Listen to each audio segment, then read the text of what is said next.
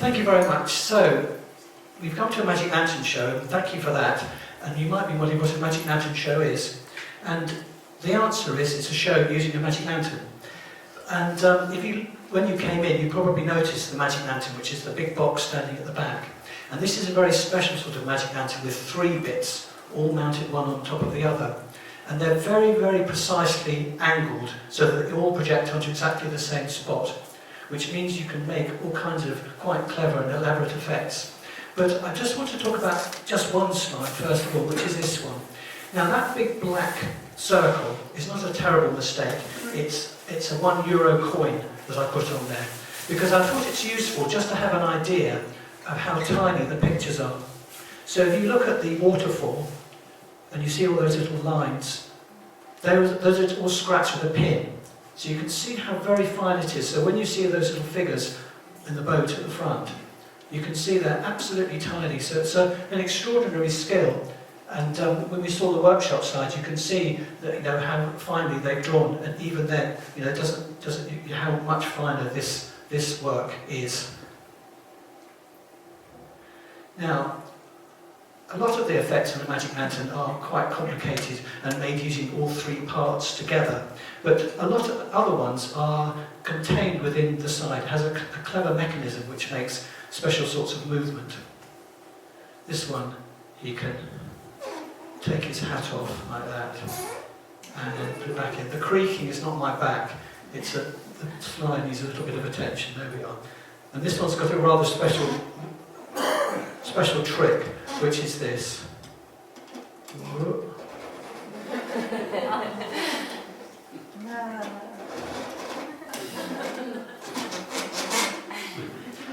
So you can see it's a little bit like a GIF animation. It's just a little, like a little self-contained story. It just does that one thing. Let's introduce another one. This is one of an old-fashioned typewriter, if any of you remember what a typewriter is. And it's like a computer, except you have to do each letter separately. First letter, second letter, and we could add a little bit of drama to it. Well, it's not very exciting otherwise, by just clapping as he presses the key down, so. Up, steady.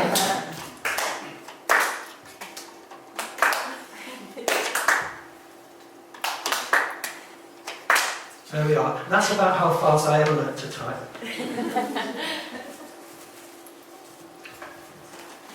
This one can be a little bit more, we can do this one a bit more fast and furiously. So if you can clap this one.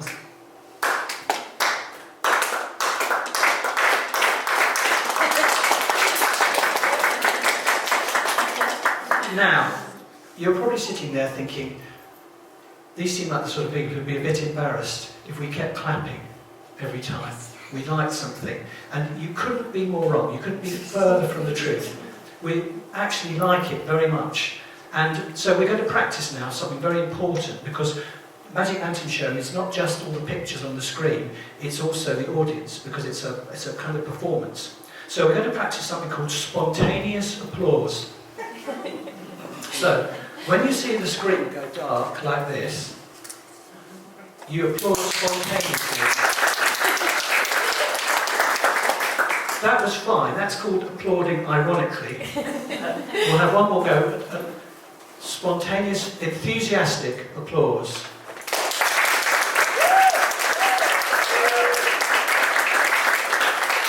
So, yes, that'd be fine, thank you.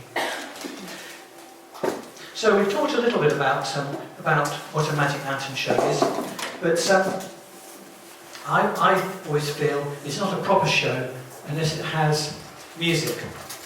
And I'm not saying we found our musicians on the street, because we didn't. We have the Cheltenham Improvisers Orchestra with Chris in charge, and he's arranged a whole group of musicians which will gradually introduce yourselves to sonically as the evening goes on. But just for fun, I thought we'd start off putting them through their paces, just with some kind of special effects for some of our moving slides.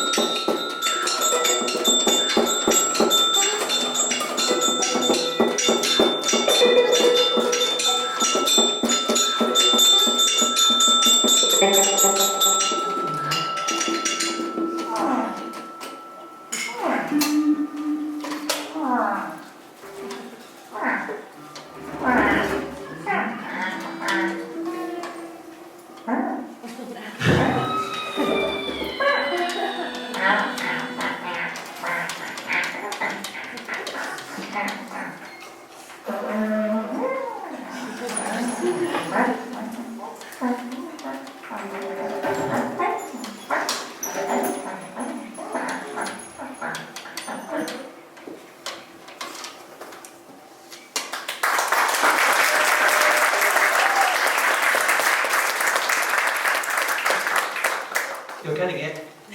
Now, we had a wonderful opportunity this afternoon to visit the archive here at the Edward Wilson Centre and see some of the collection of Magic Lantern slides. And we just selected just a few that we thought you might enjoy. If you're from Cheltenham, which I imagine a lot of you are, you probably find you recognise some of these places. Particularly this one, which is almost outside where we are right now. I believe that's the library. Am I right? I hope I am. And this is a circus procession from long ago.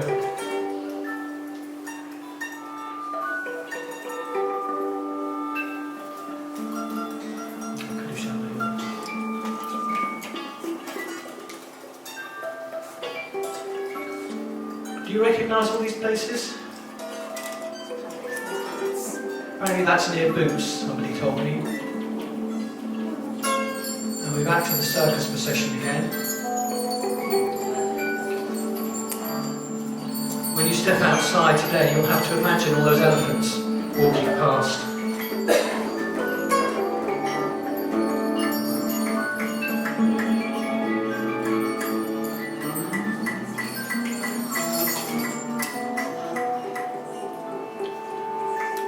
I feel people will know where that is, though I don't. Oh, it's where the flower stall is, there we are.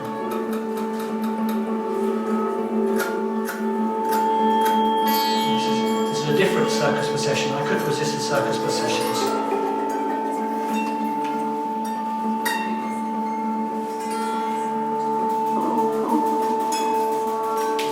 these are rather wonderful. It's a series of 5 slides, photographs from, I don't know, early years of the 20th century, and it's there's cycle races in Montpellier Park.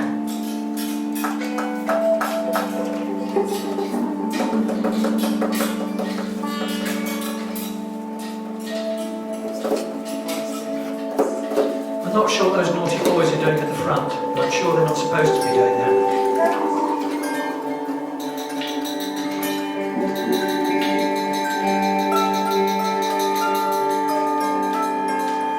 I think that's called winning quite convincingly.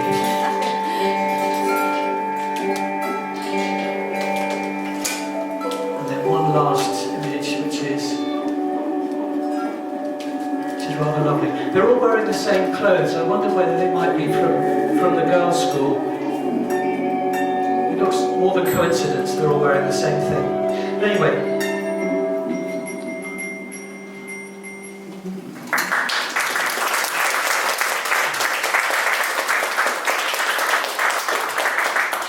And a special thank you to Ollie for allowing us to select those wonderful slides.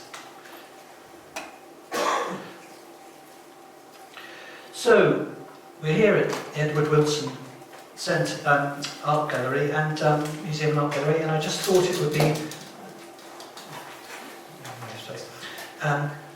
kind of fitting to have a few Arctic slides. Now, one of the things I read about, found quite interesting, was that you know, when people talk about going to discover the Northwest Passage and all those kind of Arctic adventures and Antarctic adventures, you kind of think of them going off on a boat and then it got a bit cold and then they arrived and they all went home again. But they would set off, arrive in these Arctic regions, and then they would be stuck there, not just for days or even weeks, but for months and months and months, sometimes even years, just stuck in the ice. So they always used to take things with them, which for kind of entertainment purposes, and there are accounts of them performing plays and also giving magic lantern shows on board these boats. So I'm just going to show a few Arctic slides, which I thought you might enjoy, and just keep that thought in mind that they're not there for a short time, they're there for absolutely ages, and puts COVID in perspective, I think.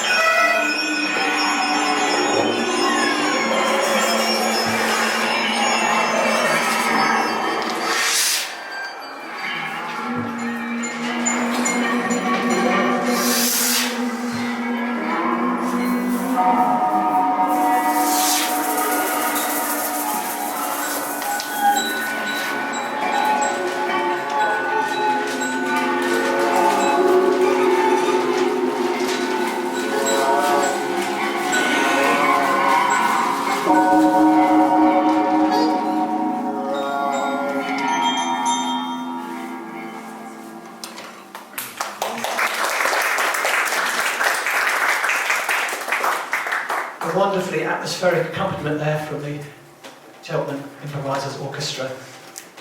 Quite chilling, I think. Now, so the Magic Lantern was the clever thing about it was it was portable. That meant you could take it absolutely anywhere, and as long as you could make the room dark, you could always create a show. So it was always an entertainment associated with the winter months. So very much associated with Christmas and all that frivolity, but also a kind of a dark time of year. And there's often a rather dark, kind of macabre side to the Magic Lantern, which I think we're going to try and reflect in this next sequence.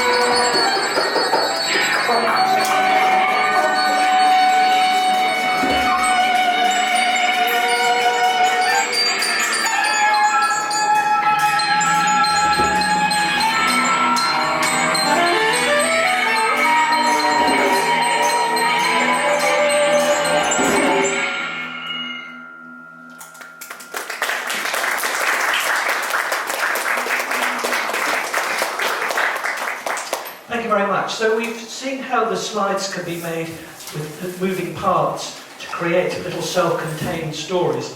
But this next sequence of slides is designed to show what you can do with the triple lantern, with the three-part lantern, superimposing effects to make these kind of composite images.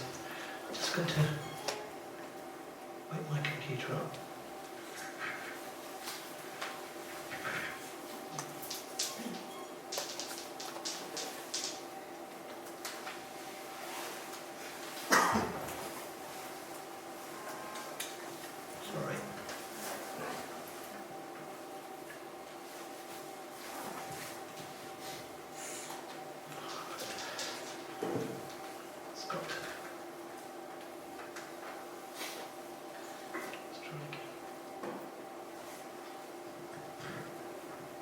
Sent itself to sleep. There we go.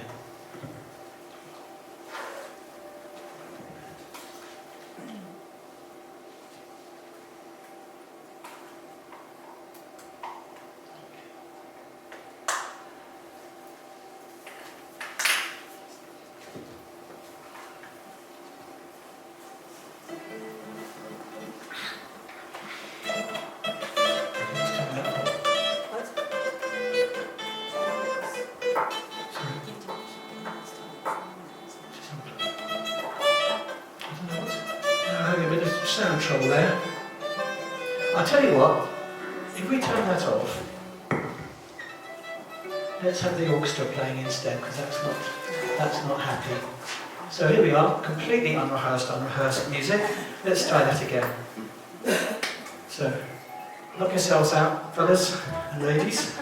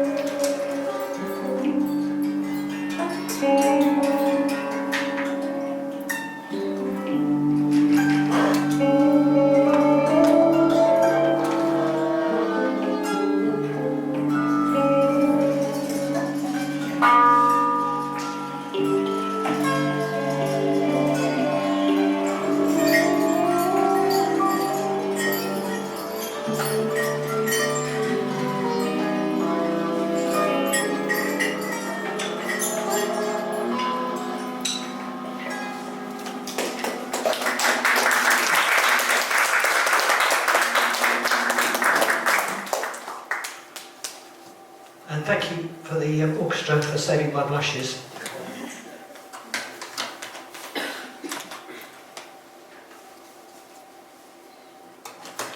So, the subject matter of Magic Lantern slides, many and various, probably as many things as you can imagine.